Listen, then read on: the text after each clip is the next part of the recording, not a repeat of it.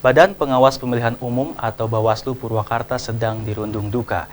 Setelah beberapa hari lalu terpaksa harus hengkang dari kantor milik Pemkab, lembaga negara ini dinilai hanya buang anggaran. Bawaslu baru saja pindah kantor. Kantor sebelumnya yang berada di Jalan R.E. Marta Dinata harus dikosongkan karena itu milik Pemkab Purwakarta. Saat ini, Bawaslu pindah kantor di Jalan Dr. Kusuma Atmaja dengan cara mengontrak. Belum selesai dengan kekecewaan Bawaslu kepada Pemkab, kini Bawaslu didera tudingan yang menyatakan bahwa keberadaan lembaga ini hanya buang-buang anggaran. Tudingan tersebut dilontarkan Asep Saipudin, Ketua LSM Gerakan Masyarakat Peduli Bangsa atau GMPB secara tertulis di grup WA Purwasuka News Club atau PNC Jumat 6 Agustus. Asep menilai bahwa tak perlu ada Bawaslu di Purwakarta sebab lembaga ini hanya menghambur-hamburkan uang sedangkan tugas dan fungsinya tak jelas. Selain itu, Asep juga berpendapat bahwa selama ini Bawaslu terkesan hanya menjadi peliharaan penguasa. Dadi Suryadi, Cipta TV. Baik, pemirsa, terkait warta tadi, kami telah tergabung dengan Bapak Asep Saipudin, Ketua GMPB, Ketua Gerakan Peduli Masyarakat, maksud kami Gerakan Masyarakat Peduli Bangsa, dan juga Bapak Ujang Abidin, Ketua Bawaslu. Halo, selamat malam Bapak Asep dan Bapak Ujang.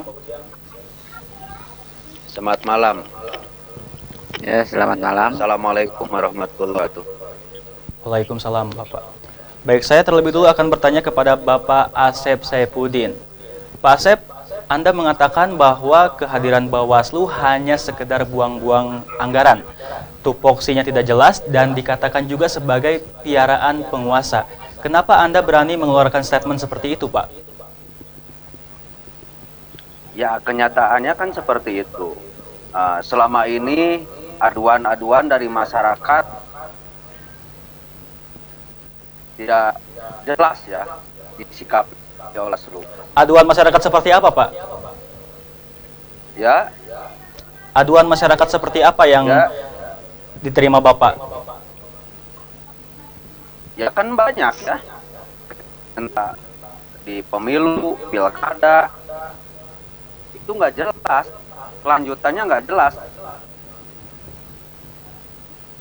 Baik. Silakan Pak, teruskan.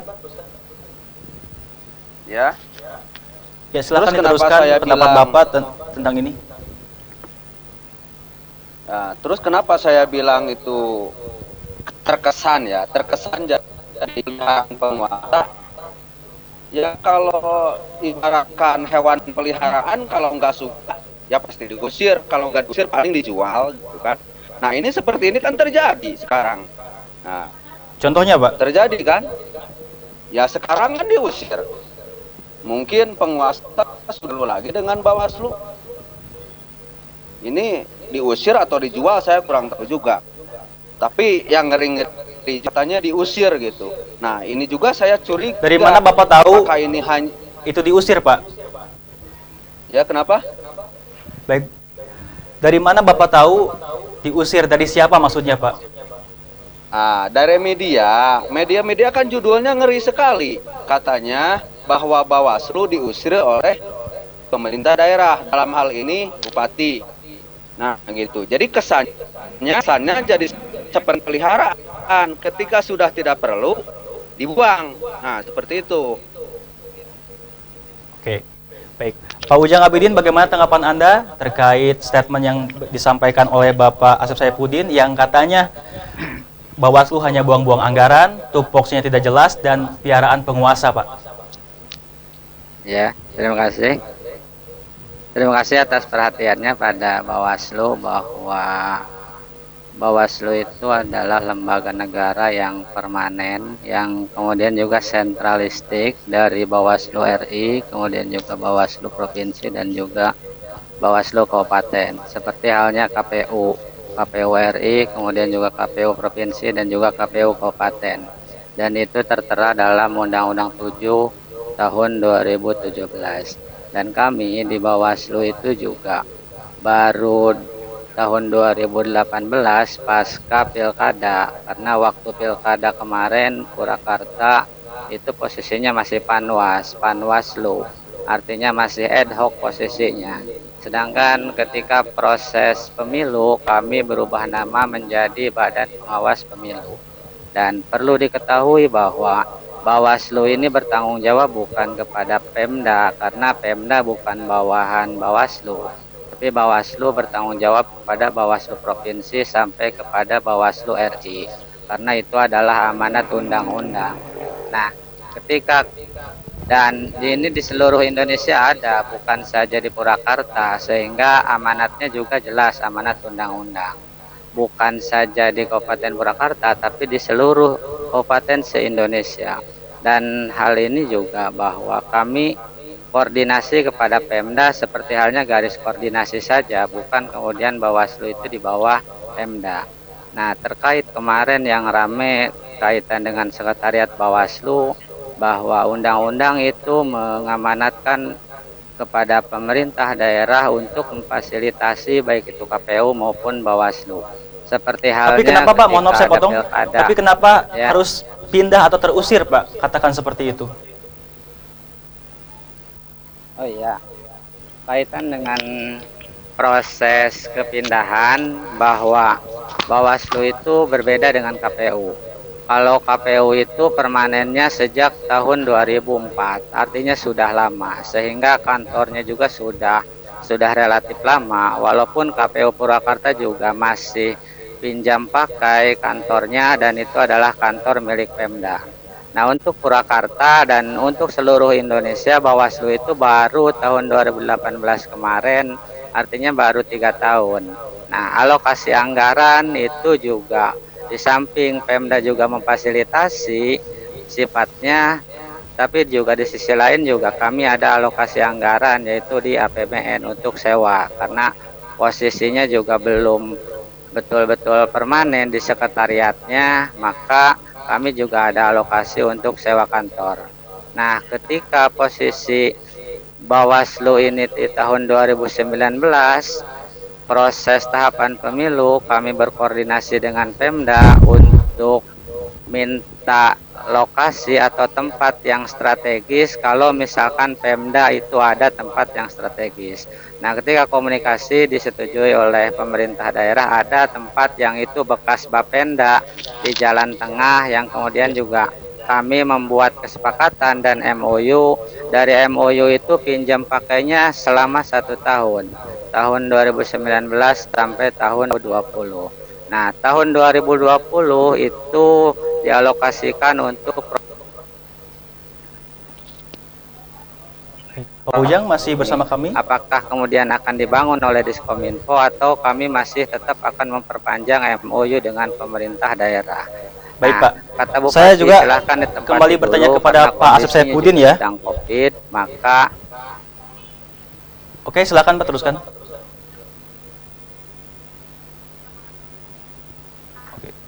Bawaslu Halo Pak untuk Ujang. ya gimana? Ya, saya juga akan kembali bertanya kepada Bapak Asep Saifuddin Pak ya. Pak, Iya, Pak. Anda berpendapat bahwa Bawaslu tidak perlu di Purwakarta, Pak. Sedangkan kan keberadaannya sudah diatur dalam undang-undang. Bagaimana Bapak bisa mengeluarkan statement seperti ini, Pak? Ya, itulah nyataan saya tadi bahwa selama ini aduan-aduan dari masyarakat terkait dengan pilkada, terkait dengan pemilu, ya, pileg, itu suka nggak jelas. Buat apa ada di Purwakarta seperti itu terus?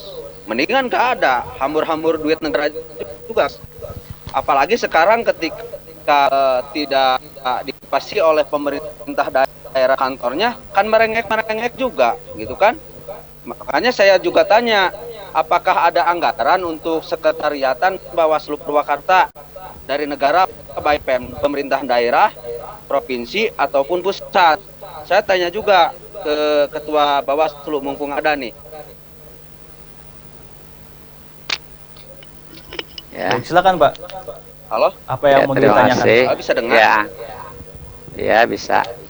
Harusnya kalaupun kaitan juga dengan pilkada, kemudian juga dengan pileg, pilpres, putusan-putusan Bawaslu banyak. Ketika kemudian karena kaitan dengan pelanggaran itu kan ada dua. Ada yang disebut dengan laporan dari masyarakat, ada yang disebut dengan temuan oleh Bawaslu kabupaten maupun di tingkat kecamatan, termasuk di pengawas desa, bahkan di Maaf nih pengawas Pak, TPS. saya potong nih Pak. Ya, Ya, Maaf nih saya pernah nggak ada temui yang ditemukan oleh Bawaslu sendiri temuan terkait pelanggaran terkait pilkada, pilpres ataupun pileg? Saya mau tanya. baik Pak Asep, Iya. silakan. Nanti kami akan beri kesempatan terlebih dulu Pak Ujang akan menjelaskan pendapatnya. Silakan Pak Ujang, Nah. lanjutkan pendapat Ya. Anda. Kaitan juga dengan alokasi anggaran, karena kami juga di Bawaslu ini sifatnya sentralistik, maka kemudian Bawaslu difasilitasi alokasi anggarannya oleh pemerintah pusat, artinya melalui APBN, sehingga termasuk juga proses alokasi untuk sewa kantor di semua kabupaten kota seluruh Indonesia itu juga sudah difasilitasi. Nah, ketika tahun 2019, ketika kami komunikasi dengan Pemda dan Pemda ada tempat di situ untuk melakukan MOU pinjam pakai bahasanya ya, karena itu asetnya aset Pemda dan kami pemerintah daerah melakukan pinjam pakai dengan MOU selama 1 tahun, sehingga alokasi untuk sewa kantor itu tidak kami gunakan antara tahun 2019 dan tahun 2020. Nah, ketika kemudian 2021 ini Pemda akan membangun dan alokasi anggarannya itu sudah dialokasikan di tahun 2020, maka kami komunikasi dengan Bawaslu Provinsi untuk melakukan proses perubahan anggaran untuk sewa kantor.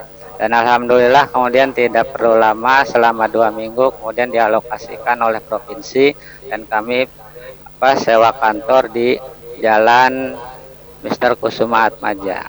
Barangkali seperti itu. Baik Pak Ujang, Itu ketika, terkait hal lain ya.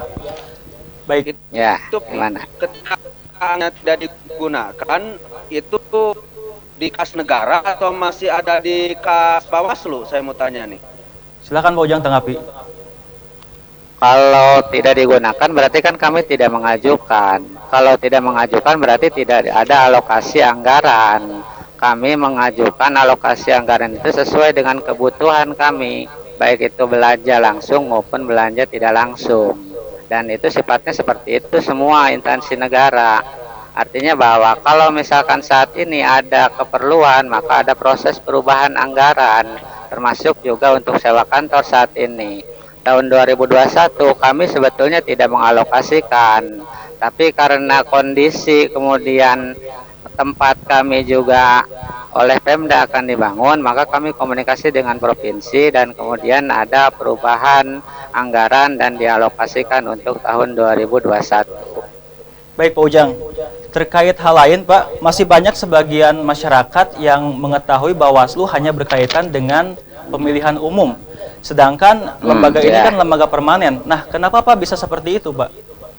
Bisa tolong jelaskan? Betul. Ya, artinya bahwa dulu itu Bawaslu itu di Kabupaten Purwakarta masih ad hoc sifatnya, yaitu masih panwas posisinya.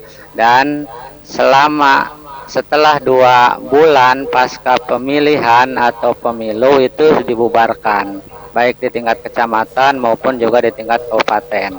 Nah, provinsi tahun 2014 itu sudah permanen. Nah, artinya bahwa ketika pasca pemilu itu panwas tidak ada, panwas ya istilahnya, bukan Bawaslu apa.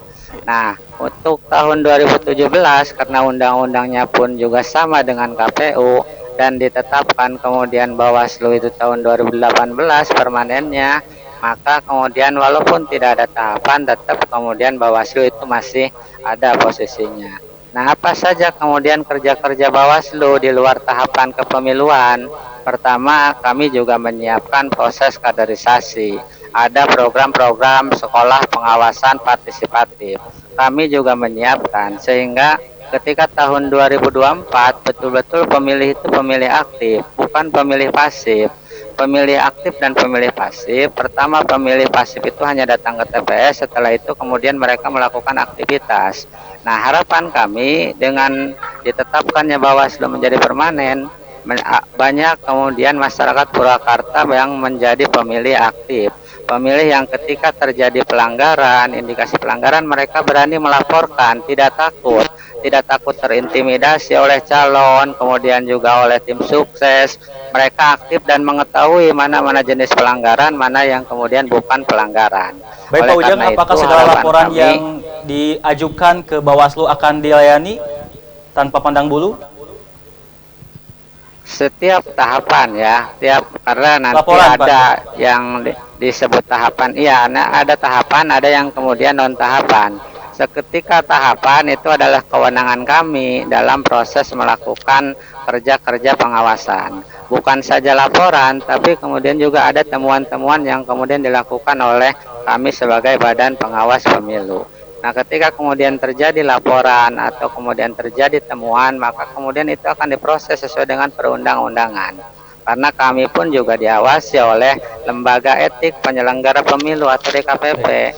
Ketika kemudian ada laporan, ada temuan tidak diproses oleh kami, maka kami dianggap tidak profesional. Ketika tidak profesional, maka kami dianggap tidak menjalankan tugas sebagai lembaga negara atau lembaga pengawas pemilu. Barangkali seperti itu.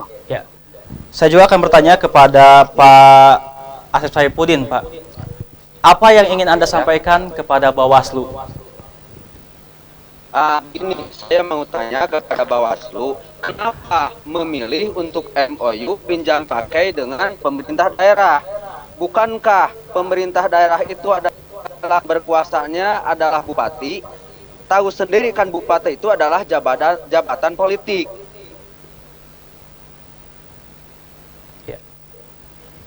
Pak Asep, mohon maaf karena kita keterbatasan waktu.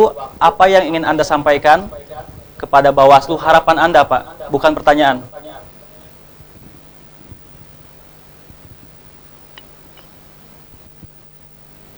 Baik, Pak Asep. Apa mendengar suara kami?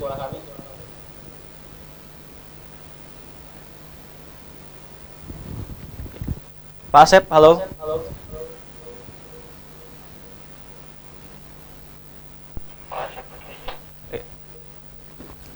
Pemirsa, mohon maaf, Pak Asep mengalami gangguan teknis, dan saya akan bertanya kepada Pak Ujang Abidin. Pak Ujang, apa harapan Anda kepada masyarakat terhadap Bawaslu ini? Ya, pertama bahwa harapan kami di Bawaslu karena kerja-kerja pengawasan juga tetap dilakukan, kerja-kerja kelembagaan, salah satunya adalah proses pengawasan daftar pemilih berkelanjutan yang dilakukan oleh KPU. Artinya masyarakat juga tetap aktif, ada yang terdaftar atau ada yang belum, ada yang pindah atau misalkan ada yang tidak pindah, itu juga harus disampaikan kepada Disdukcapil yang kemudian diproses oleh KPU. Itu adalah bagian dari kerja pengawasan yang dilakukan oleh kami. Yang kedua juga kami perlu diketahui oleh masyarakat. Itu ya, tadi bisa dari suara saya tadi. Baik. Pak Asep, mohon maaf karena keterbatasan waktu. Kami tidak bisa memberikan kesempatan untuk bertanya, Pak. Tapi harapan, Pak. Harapan kepada Bawaslu, Pak. Oh, harapan terhadap Bawaslu, saya berharap kalau memang ada anggaran, gunakan saja. Jangan sampai difasilitasi oleh Pemda seperti kemarin-kemarin, ya. Oke. Karena kita tahu sendiri bahwa pemerintah daerah itu dikuasai oleh bupati. Nah, bupati ini adalah jabatan politik. Jangan sampai ada unsur-unsur politiknya juga di sana. Bahwa pemerintah daerah membantu Bawaslu, ada ulang di balik batu di sana. Itu. Baik, terima kasih Bapak Asep Saifuddin dan Bapak Ujang Abidin atas waktunya bersama kami. Selamat malam dan selamat beristirahat. Oke, terima kasih Pak.